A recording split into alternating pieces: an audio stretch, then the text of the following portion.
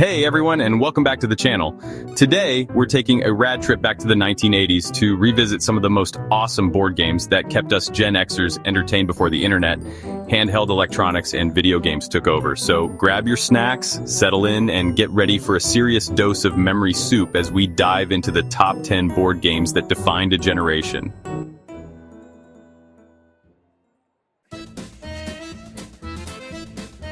Let's kick things off with the game that made knowing random facts cool. At number 10, Trivial Pursuit. This iconic game was the brainchild of Canadian journalists Chris Haney and Scott Abbott. First released in 1981 by Chieftain Products, later acquired by Hasbro, Trivial Pursuit quickly became a global phenomenon. The beauty of Trivial Pursuit was its ability to bring people together from all walks of life. And who could forget those iconic wedges and pie pieces? Collecting all 6 was like winning a badge of honor. Next up, at number 9, we're unleashing our inner artists with Pictionary. This classic party game, published by Mattel, challenged players to channel their inner Picasso to get their teammates to guess the word. Created by Rob Angel in 1985, Pictionary was an instant hit, appealing to a wide range of ages and artistic abilities. Pictionary was more than just a game, it was a social lubricant. It broke down barriers, encouraged communication, and often led to hilarious misunderstandings and side-splitting laughter. At number 8, get ready to conquer the world, or at least a cardboard version of it, with Risk. This classic game of strategy, diplomacy, and all-out warfare has been a favorite since its release in 1957. Created by French film director Albert Lamouris, Risk was first published in the United States in 1959 by Parker Brothers, later acquired by Hasbro. Risk was known for its long, drawn-out gameplay, often lasting for hours as players carefully planned their attacks, forged alliances, and ruthlessly crushed their opponents. And who could forget the intense negotiations, betrayals, and epic battles that unfolded on that iconic map?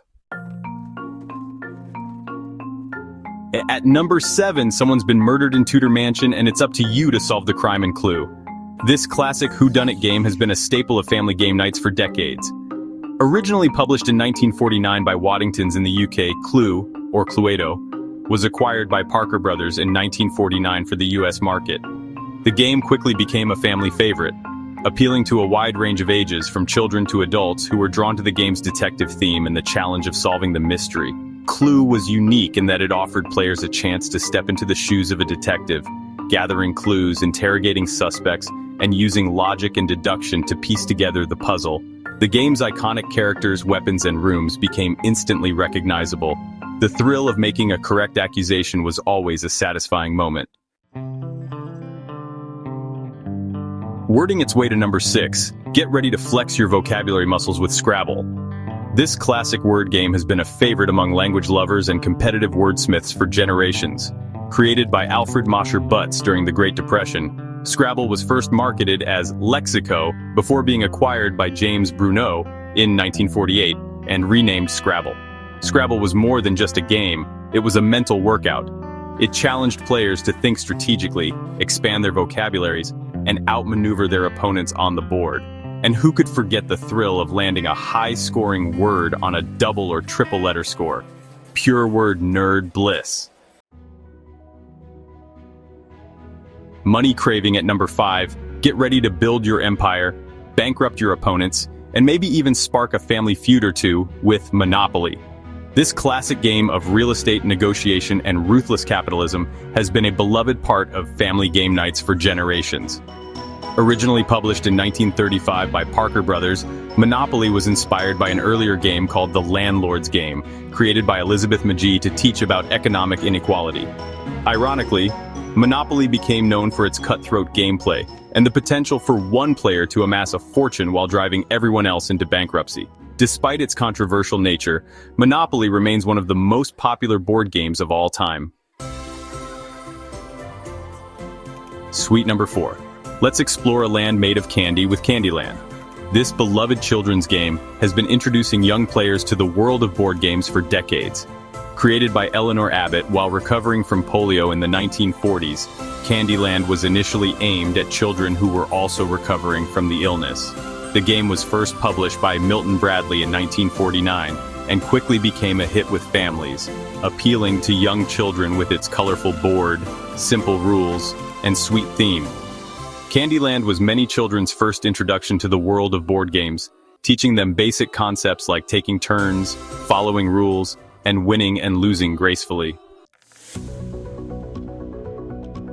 Bombing fiercely to number 3, get ready to engage in epic naval warfare from the comfort of your living room with Battleship. This classic game of strategy and deduction has been a favorite among kids and adults for generations. Originally published as a pencil and paper game in the early 1900s, Battleship was adapted into a plastic board game by Milton Bradley in 1967. Battleship was more than just a game of chance. It required players to think strategically, anticipate their opponent's moves, and use logic and deduction to pinpoint the location of their hidden ships. And who could forget the thrill of shouting "hit" or the agony of hearing "miss" as you tried to sink your opponent's fleet? All about strategy at number 2. Get ready to test your strategic skills with Connect 4. This deceptively simple game has been a favorite among kids and adults for its ability to provide hours of entertainment with just a few simple rules. Created by Howard Wexler and Ned Strongen for Milton Bradley in 1974, Connect 4 quickly became a bestseller, appealing to a wide range of ages with its simple rules, fast-paced gameplay, and endless replayability. Connect 4 is one of those rare games that is easy to learn but difficult to master. It requires players to think ahead, anticipate their opponent's moves, and develop strategies to create winning combinations. At number 1 on this list, get ready to test your hand-eye coordination and maybe experience a few jump scares with Operation. This classic game of skill and dexterity has been challenging players of all ages for decades.